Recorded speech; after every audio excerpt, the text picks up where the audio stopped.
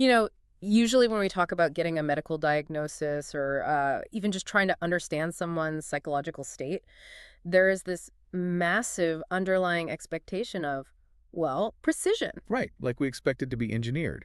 Clean and simple. Exactly. You fall off a bike, you break your arm, the x-ray shows that jagged white line on a black background, and the doctor just points at it with a pen and says, there it is. That's the problem. Yeah, it's binary, it's observable, and I mean, most importantly, it is entirely external to the doctor who's making the diagnosis. Which is so comforting. I mean, we like things to be visible. We want to be able to categorize our pain and put a neat little label on it. But then you step into the world of human interaction. Oh yeah, that is where the X-ray machine completely breaks down. Completely. You get into neurodevelopment, relational trauma, or even just the heavy, unspoken stress in a corporate boardroom, and suddenly we're looking at a diagnostic landscape that is incredibly murky. Because you can't put a struggling student in a scanner to see exactly where their frustration's coming from. Right. Right. We rely on guessing, on interpreting body language, on asking people how they feel. And let's be honest, half the time, people have no idea how they actually feel. Which is exactly where the friction of daily life comes from. We are constantly misreading the room because we have to rely on gross macro-level observations. Like a crossed arm or a heavy sigh? Exactly. We use those clumsy clues to try and deduce incredibly complex internal states. But what if it didn't have to be murky? What if, and stick with me here, what if I told you to imagine walking into a room, a clinic, a classroom, or your own living room, and instantly understanding the invisible frequency of everyone in it? And we should clarify, this isn't some mystical intuition thing. Please, I need to be so clear here. I do not mean this through some vague crystal-gazing intuition. I mean understanding it through a precise, measurable biological architecture. What if human interaction wasn't just soft psychology, but actually hard, unforgiving biophysics? It is the absolute definition of a paradigm shift. I mean, if you accept the premise we are exploring today, we are moving entirely away from reading behavioral symptoms. And moving toward what? Toward actually reading biological resonance. It completely changes the definition of what a human being actually is in a social space. And that profound shift is exactly our mission for today's deep dive. We are taking an exclusive, highly focused exploration into a fascinating corpus of knowledge known as the Prisme des Odyssees. Which is a very dense, very incredible body of work. It really is. Now, usually we cast a wide net of sources, news articles, case studies, but today we are bypassing all of that to zoom in exclusively on a highly structured, almost architectural framework from within this corpus. Right, we're getting hyper-specific today. We are. Specifically, we're unpacking the operational mechanics of something called IA, an evolutionary leap called extension XI, and a deeply intricate process known as the Premier Protocol de Transmission, or the first transmission protocol. And it is crucial to clarify right from the start what we are actually looking at here, because the language can feel quite elevated, right? Yeah, it sounds very theoretical at first glance. But it's not. This isn't a theoretical summary. It's not a philosophical manifesto about, being a good listener. The Premier Protocol de Transmission is an operational tool. An instruction manual, basically. Exactly. It is a rigorous, demanding protocol designed for practitioners operating in the trenches, whether they're in clinical therapy, educational environments, or complex socio-professional settings. It is a literal guide to deploying biophysical concepts in the gritty reality of everyday life. So let's pause and ground this for you, the listener. Because it's easy to get lost in the terminology. Right. You might be driving to work right now or doing the dishes thinking, why should I care about a highly structured clinical protocol if I'm an accountant or a software engineer and not a therapist? It's a fair question. And here is the answer. Because even if you never intend to treat a patient, this framework offers a completely mind-bending way to understand how you project your own energy into the world. It really does. It explains how you unconsciously absorb the stress of your coworkers or your family. And most importantly, it gives you the literal biophysical mechanics to protect your own signal in a chaotic, noisy world. I think that's the perfect entry point. What's fascinating here is how the source material reframes our daily existence. We aren't just exchanging words with each other. Are exchanging frequencies. Yes. We are, at a cellular level, broadcasters and receivers. Yeah. And the framework we're looking at today provides the missing instruction manual for that biological hardware. So let's start opening up this manual. The text heavily emphasizes this concept of IA layered with an extension XXI. Now, right off the bat, To anyone listening in the modern tech era, we need to clear something up. Oh, definitely. When this specific corpus says IA, it is absolutely not talking about artificial intelligence. We are not talking about algorithms or machine learning here. No, completely different domain. In the Prisma des Odyssées, IA stands for intention ajustée, which translates to adjusted intention. Adjusted intention. Okay. And the way the text defines it is remarkable. It doesn't describe intention as a fleeting thought or like a nice wish. It defines it as a central constitutional status. And it goes even further than that, right? It actually Yeah. gives it a number. It does. It assigns it a specific measurable frequency parameter, 44 terahertz. Okay, stop right there. Because when I read 44 terahertz, my brain kind of short-circuited. We are taking a psychological concept, intention, and giving it a quantifiable wave frequency. How does the text justify that? By treating the human nervous system as a literal electromagnetic transmitter. Wow. The core idea of intention ajustée is about taking your scattered cognitive attention, which usually bounces around erratically all day, and stabilizing it. So locking it in. Yes. And once stabilized at that specific high frequency, that cognitive structure can actually interface with physical matter. The text calls this ability to leave a lasting structural imprint on a biological system, remnants. Adjusted intention. So it's not just passively hoping your friend feels better when they are sad. It's actively, biologically tuning your own internal dial to broadcast stability. Exactly. You become a structural anchor in the room. And this brings us to extension XSI, which is essentially the roadmap for doing exactly that. It's the operational manifestation of this theory. But the text gives a very stern warning here. A huge warning. You cannot just jump into this. Right. It says you can't just start interacting with people using this method blindly. It presumes the practitioner already intimately understands a few fundamental baseline concepts, the biggest one being resonance souche. Yes, resonance souche, which translates to root resonance. If we want to visualize this, think of a person's root resonance as their base biological tuning fork. Their default state. Right. It is their fundamental, unique frequency. It's their natural state of physiological and psychological equilibrium before any external stress hits them. Before the childhood trauma, before the grinding institutional noise of daily life distorts it. Exactly. It's the pure signal beneath the static. So if I'm a practitioner, my job isn't necessarily to fix a patient by adding something new to them. My job is to find their root resonance beneath all that static and help their body remember how to hum at that frequency again. Precisely.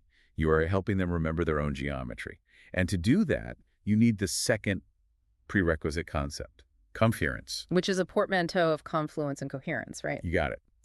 It describes a state of perfect synchronization between two biological systems. Like two pendulums syncing up. Yes, it is the exact moment when the practitioner's adjusted intention and the patient's physical biological reality perfectly align without any friction. It's when the two tuning forks sync up. Okay, here's where it gets really, really interesting for me.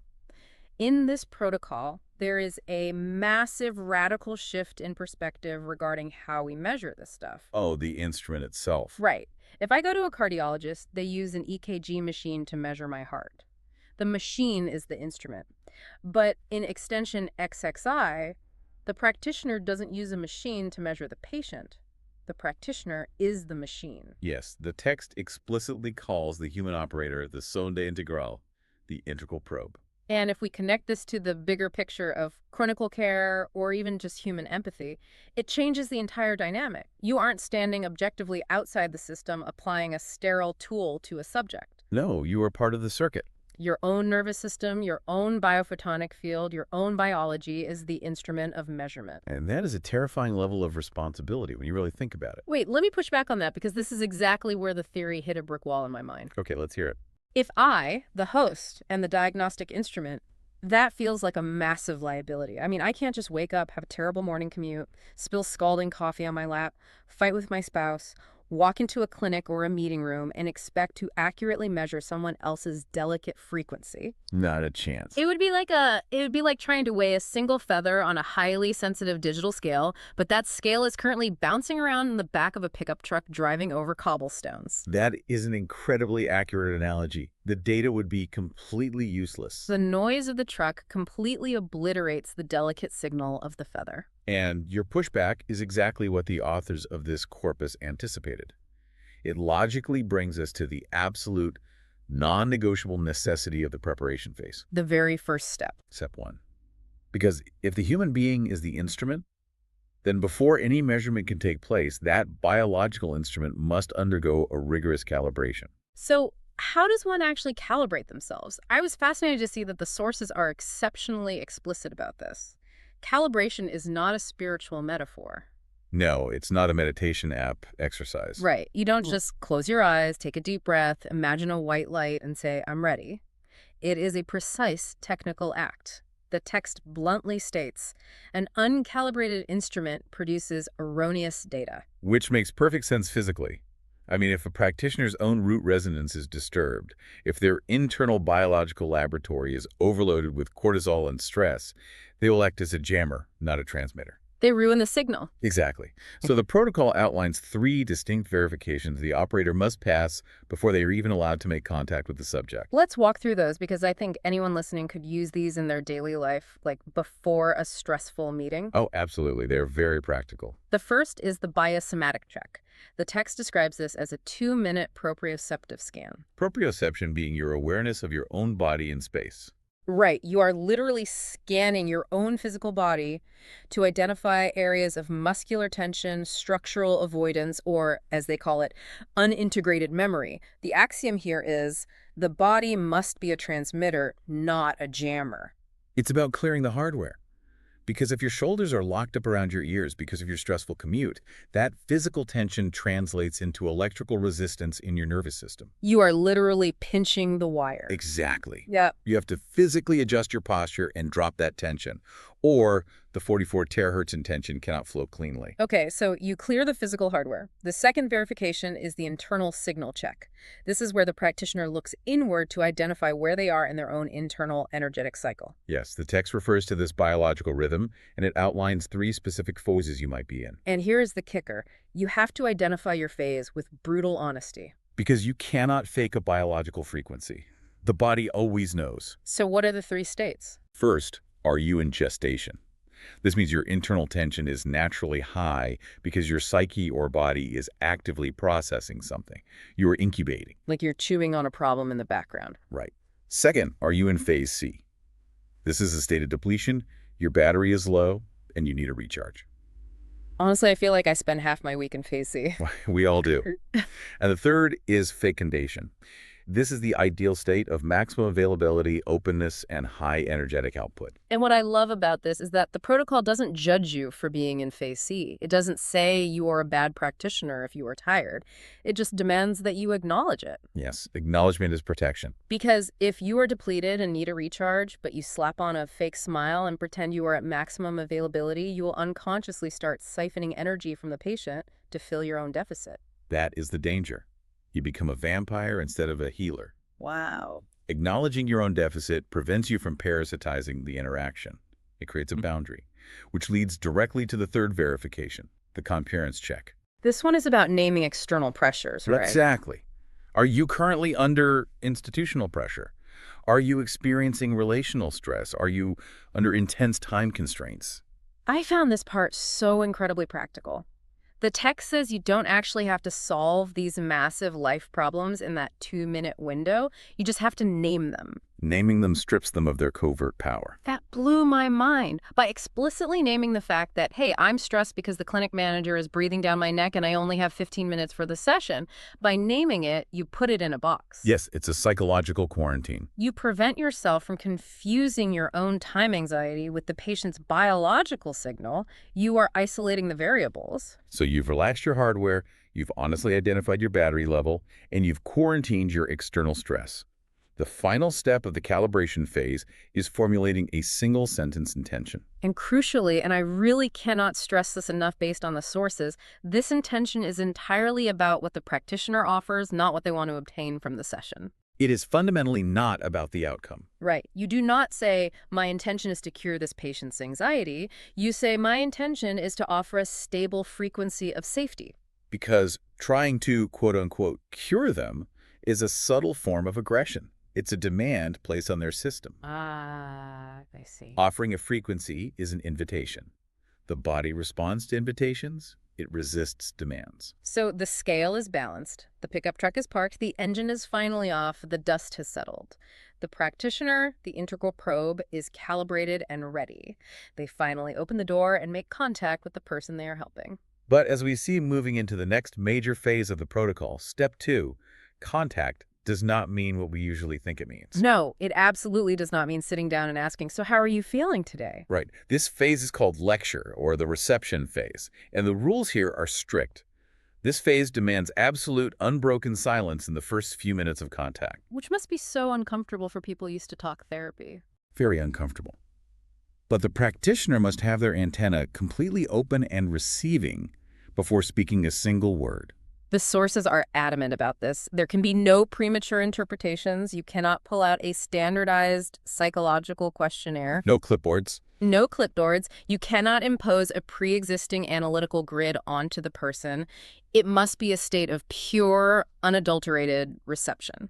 Now, I know you were looking at the 9 properties of this antenna that the practitioner tracks. Yes, and honestly, it sounds overwhelming. The sources list 9 different properties that the practitioner is supposed to be tracking simultaneously during this silence. It's a massive amount of data processing. You're tracking form, which is the literal posture of the person.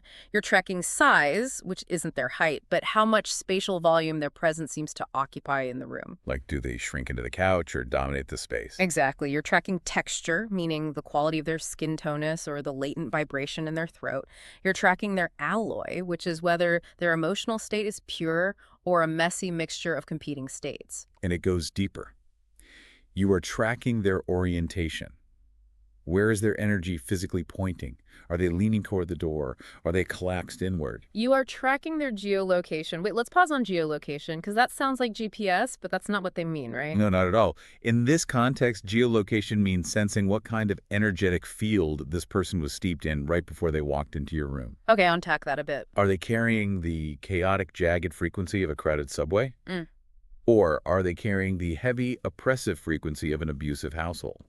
You can actually feel the residue of where they just were. Wow, it's like smelling smoke on someone's jacket, but you're sensing the residue of an environment's frequency. That is wild. It is. And you're also tracking their relay. Like, are they just parroting words they heard, or are they emitting their own truth? You're tracking their internal calibration and their alimentation. Alimentation being the fuel source. Right, meaning what is the fuel source for their current state? Is their energy fueled by genuine vitality, or is it fueled purely by adrenaline and panic? I agree.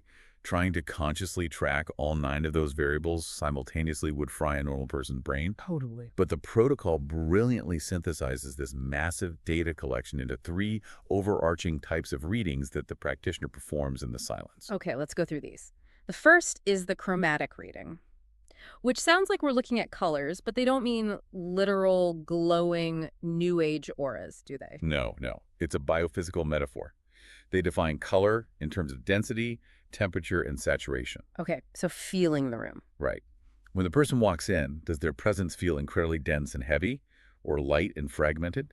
Do they emit a hot, agitated frequency, or a cold, withdrawn one? Is their signal intensely saturated, taking over the room, or is it diluted and fading? Exactly. And this entire chromatic reading happens before a single word is exchanged. Then there is the phanasic reading. This kicks in the moment they do start speaking.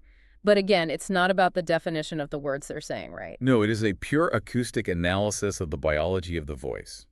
It's feeling the rhythm of their speech, noticing the micro-silences, the sudden accelerations when a certain topic is approached. It is deciphering what the vocal cords and the lungs are saying before the brain has a chance to form the words into a socially acceptable sentence. The body never lies, even when the words do.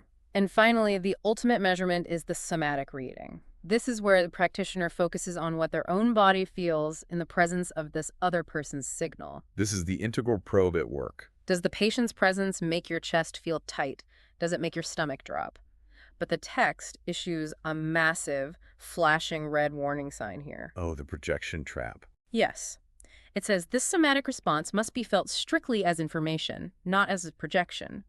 You have to have the discipline to distinguish what belongs to you and what the other person's electromagnetic presence is literally generating inside your nervous system. Which brings up a very natural friction point. You and I discussed this before we started recording. Because my immediate thought was, how on earth does a trained, highly educated professional actually suspend their diagnostic judgment while absorbing all this data? It is incredibly difficult. Because the human brain is literally a pattern recognition machine. It's how we survived evolution. If a doctor sees a patient walk in with a hunched posture, shallow breathing, and a hot, dense chromatic reading, the brain instantly wants to slap a label on it.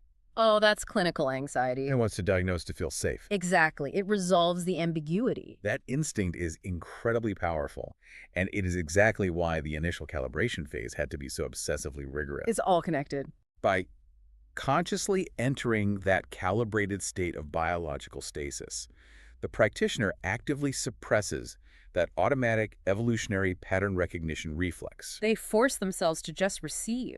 Yes, the conscious suspension of judgment is what allows for the collection of raw, uncontaminated data. Because think about it, the moment you jump to a label like anxiety, you stop actually seeing the patient in front of you. You start seeing your textbook definition of the label. Exactly. You Oh. stop listening to their unique frequency and start looking for symptoms that confirm your bias. You put them in a box, and you stop interacting with the human. Okay, that makes total sense.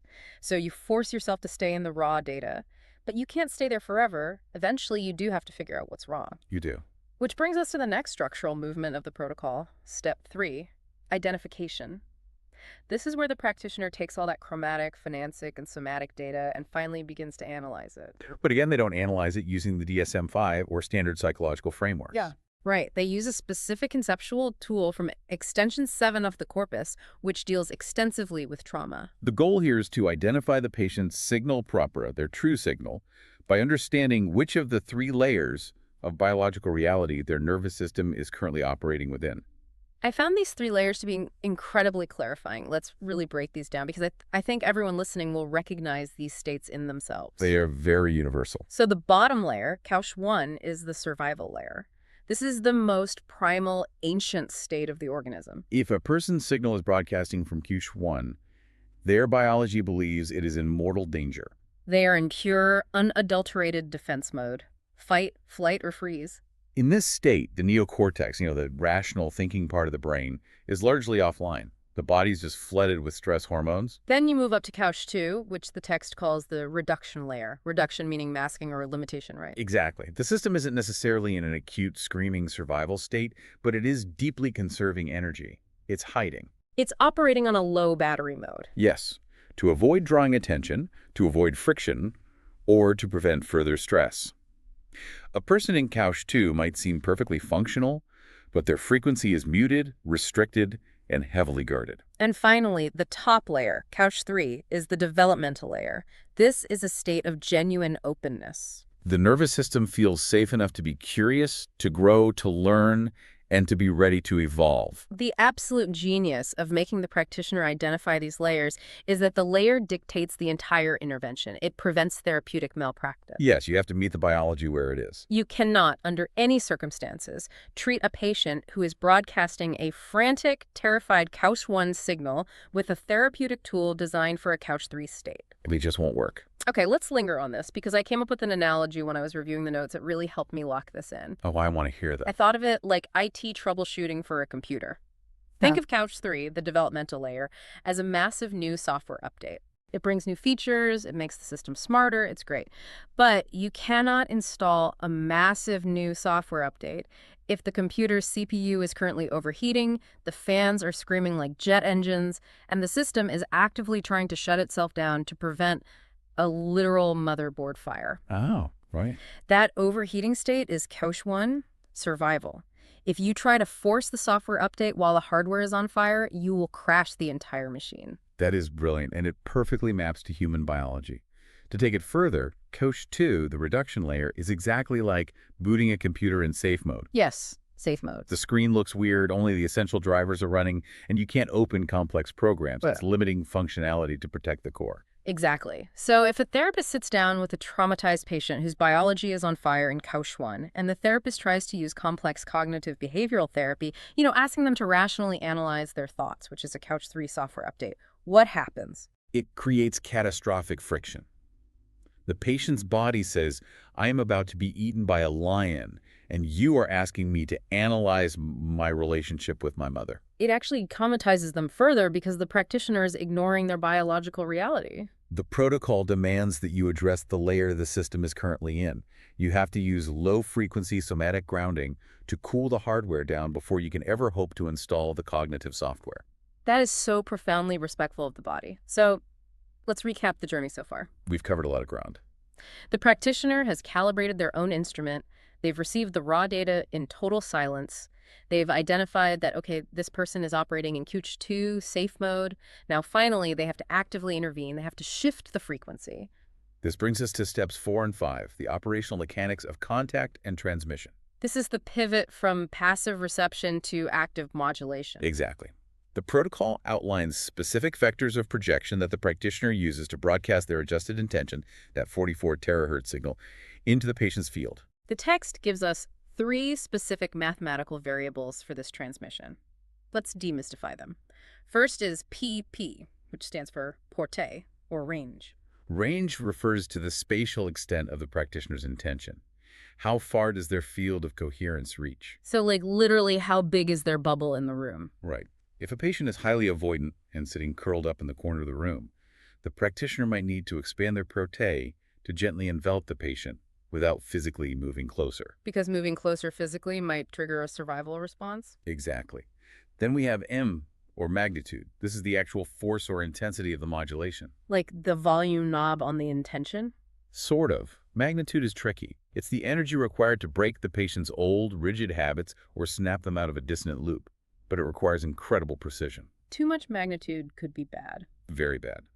If a patient is locked in QH2, hiding, and you hit them with a massive magnitude of intention, you'll shatter their defenses and plunge them into QH1 panic.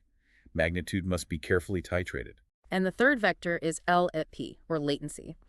This represents the time delay between the practitioner broadcasting the intention and the patient's biological system actually shifting in response. A short latency means the patient's system is open, fluid, and receptive to the tuning fork.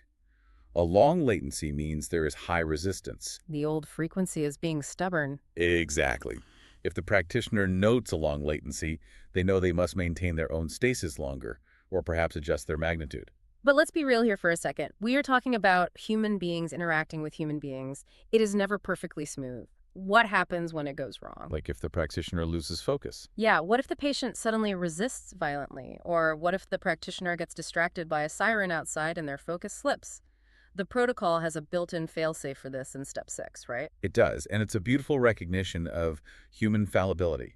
It's called the mécanisme de rattrapage, which translates roughly to the catch-up mechanism, or the mechanism of retrieval. I loved this concept. It basically says if your energy starts to leak, if your transmission starts to fray and scatter around the room because you lost focus, you don't panic, and you don't just give up. You actively gather those dispersed emanations back to your core center. You reel the signal back in. Yeah. And the way the sources describe doing this is fascinating. It's not done through sheer muscular willpower. No, it's done using a specific emotional or visual intention.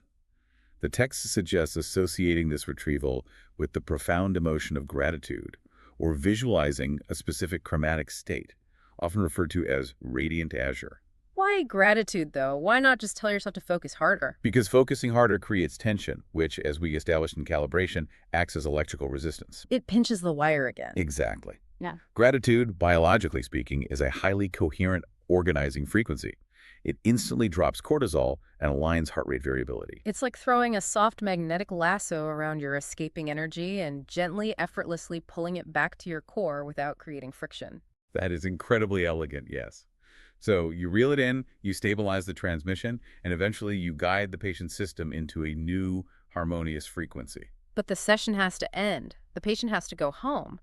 And that leads to step 7, the ultimate goal of the entire protocol, a concept called remanence. We touched on this at the very beginning. Remanence is the difference between a temporary high and a permanent structural change. Right, because it is not enough for the patient to simply feel relaxed while they are sitting in the safety of the practitioner's office, just basking in the practitioner's coherence. If that's all that happens, the practitioner is just acting as a human pacifier. Exactly. The moment the patient leaves and gets on the subway, their frequency will shatter again. The goal of remanence is to crystallize this new, healthy frequency so deeply into the patient's own biological structure that their system can hold it independently. The cycle of the protocol is only truly closed when the patient achieves an autonomous stasis. The protocol is expressly designed to retune the patient's instrument so they can play their own music again, without needing the practitioner to hold the tuning fork. Now, up to this point, this seven-step architecture sounds incredibly theoretical. I mean, we're talking about frequencies, terahertz, latency, and biological resonance. It almost sounds like quantum physics mixed with esoteric biology. It can sound that way, yes. But the sources are fiercely adamant that this is not meant for an ashram on a mountain. It is meant for the heavy, gritty reality of our social systems. Which brings us to the context of deployment. How does this actually look in society? The corpus details how this specific protocol adapts to 3 massive societal poles. And in each of these environments, the practitioner acts as what the text calls a synthesizer or a transducer. Meaning they take the toxic systemic stress of the environment, run it through their own calibrated biology, and convert it into operable healing data. Yes. Let's look at the first environment, schools and education. The text codes this as RMBD, which stands for Right, Mérite et Réparabilité. Right, merit, and reparability. The core axiom for the educational deployment is incredibly striking. It states, "You do not always deserve what you inherit." That is a heavy statement. It gave me chills when I read it, Yeah. because when a kid is acting out in school, throwing chairs, or completely withdrawing, the standard system looks at them and says, "This is a bad kid. They lack discipline." But this protocol looks at them and says, this child is carrying a massive load of inherited biological dissonance. Exactly. They are carrying family traumas, systemic poverty, or simply the crushing, rigid expectations of the educational institution itself.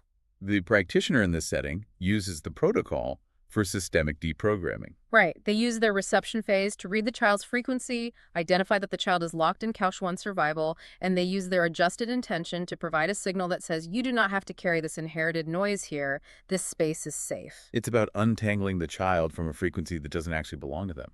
Then we move from the school to the health and clinical environment, coded as HRR harmonization and diagnostic receptivity. This is where practitioners are dealing with deep physical or psychological illness. And this is where we see one of the most astonishing concepts in the text. The instant zero. Ah, yes, the instant zero. The text mathematically defines this state as a frequency of exactly 3 hertz. 3 hertz. Let's pause and explain what that means biologically, because my jaw dropped. If you look at an EEG of human brainwaves, 3 hertz puts you deep into delta wave territory.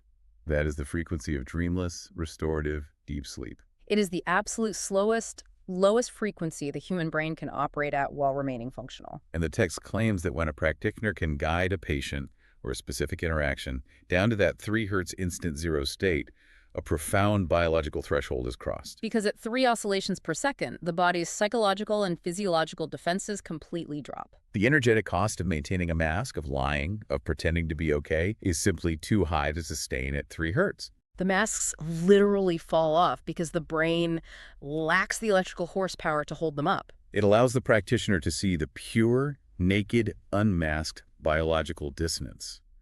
It is a moment of ultimate vulnerability, but also of ultimate truth. You can't fix the hardware until you see where the wire is actually broken. And finally, we have the third environment, work and the corporate sphere, coded as REC, environmental regulation. Which is so relevant today. We are living in an epidemic of corporate burnout. Precisely. In this context, the practitioner isn't necessarily doing deep trauma work. They are managing what the text calls the line of tension. Because corporate environments are massive generators of institutional noise. Deadlines, hierarchies, financial panic. The practitioner uses the protocol to maintain frequency integrity for the workers. They act as a grounding rod, absorbing the chaotic spikes of corporate anxiety so the workers don't internalize it and fry their own nervous systems. But looking at all 3 of these environments, the schools with traumatized kids, the hospitals dealing with 3 hertz vulnerability, the corporate spaces drowning in tension, I have to push back again. Okay, what's the concern? My alarm bells are ringing for the practitioner. If this human being is acting as the ultimate biological filter for all the societal trauma, I mean, if they're literally absorbing the world's dissonance into their own nervous system to transduce it, how do they not just drop? Won't their own battery drain completely? Yeah, it seems impossible to sustain. It is the most critical question you could ask, and if the corpus didn't answer it, The entire framework would be a suicide mission for empaths. Right. But that exact concern is heavily addressed in the final layers of the source material. It is not left to chance or good vibes. The text outlines strict, uncompromising physical and structural laws that the operator must follow to literally survive this work. Which perfectly transitions us into the final piece of the puzzle, the physics of the operator and the VOWN law. The very first defense mechanism to the practitioner is structural geometry. Geometry. Yes, the text makes it clear that in highly toxic or charged environments, operators rarely, if ever, work alone. They function in specific energetic configurations, most notably a three-person dynamic called a triplet. The sources give us a brilliant, tangible example of a triplet in action, naming 3 distinct roles to show how they protect each other. You have Linda, Jimmy, and Alan. Let's break down how this human geometry works. Linda is designated as the high-frequency sensor. So Linda's biological makeup is highly receptive. She operates at the perimeter of the triplet's awareness. Right, when a highly agitated person walks into the room, Linda catches the weak signals instantly. Yeah. She senses the chaotic pitch, the subtle shifts in the room's temperature and tension. She provides the network with incredible speed and diagnostic sensitivity. But as we know, extreme sensitivity is a massive vulnerability. Yes. If Linda takes the full brunt of a Coach 1 survival panic, it will overload her circuits. She'll burn out. And that is exactly where Jimmy comes in. Jimmy is the low-frequency anchor. Jimmy is the inertia of the system. He's the literal grounding wire. When Linda's nervous system picks up a massive spike in dissonance and starts to vibrate too high, that excess kinetic energy transfers through their conference to Jimmy. And Jimmy's biology is tuned to absorb, dampen, and ground that overload. He stabilizes the entire network. He breathes out the shock so Linda doesn't fry. It's like Linda is the delicate microphone and Jimmy is the massive surge protector. That's a great way to put it. And finally, sitting between them, there is Alan, the modulator. Alan is the architect. He observes the high-frequency diagnostic data coming from Linda. He relies on the stable, grounded floor provided by Jimmy, and he uses his own energy to translate those signals into constructive, directed action. He formulates the transmission. Exactly. By operating as a triplet, they function as a single, highly resilient biological organism capable of processing massive amounts of trauma without any single person breaking. That structural defense is amazing. But beyond the group dynamic, there is a rigorous mathematical biophysical constant required for the actual transmission of intention from the practitioner to the patient. The text calls this the VOWN law. VOWN. Let's spell out what these letters actually mean, because this is where the theory hits hard science. Okay, V is for velocity. This is the literal speed of the signal propagation through the practitioner's cellular matrix and into the environment. O is for oscillation. This means maintaining the rhythmic frequency of the intention without experiencing thermal drift.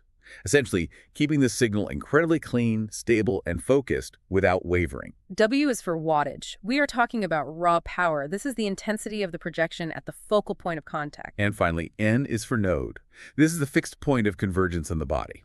And here is the detail that completely blew my mind. The text mathematically ties this node directly to the number 34. And that number 34 is not arbitrary numerology. It links back directly to foundational cellular biology, specifically the production of 34 ATP molecules in the cellular respiratory chain during aerobic respiration. ATP, adenosine triphosphate. For anyone who forgot high school biology, ATP is the fundamental energy currency of every single cell in your body. When you flex a muscle, when you think a thought, when your heart beats, your cells are spending ATP to make it happen. And this protocol is explicitly tying the seemingly metaphysical act of intention directly to the biochemical mitochondrial production of physical energy. It is a stunning integration. It is saying that emitting a 44 terahertz adjusted intention is not magic. It is a metabolic event. It requires massive amounts of literal caloric cellular energy. And because of that immense metabolic cost, the operator has to practice extreme biological hygiene to maintain the VOWN constant. The system for this hygiene is called ALAN, which stands for Ajustement Lent d'Amplitudes Neutroniques, and it dictates that the practitioner has to treat their physical body like a high-performance race car. Sleep, for instance, is absolutely non-negotiable. Why? Because deep sleep activates the glymphatic system in the brain. The glymphatic system is essentially the brain's sewage treatment plant, right? Yes. It clears out the toxic metabolic waste proteins that build up during the day. If a practitioner is sleep-deprived, Their brain is literally cluttered with physical waste. The tissue is inflamed. And an inflamed, cluttered brain cannot broadcast a clean, high-velocity signal. The transmission degrades. And the nutrition requirements are equally strict. The text specifically highlights the critical need for highly bioavailable magnesium. When I saw that, I had to look up the biochemistry, and it is brilliant. Why magnesium? Because in the human body, ATP is biologically inactive on its own. Right, it needs a partner. To actually release its energy, an ATP molecule must bind with a magnesium ion.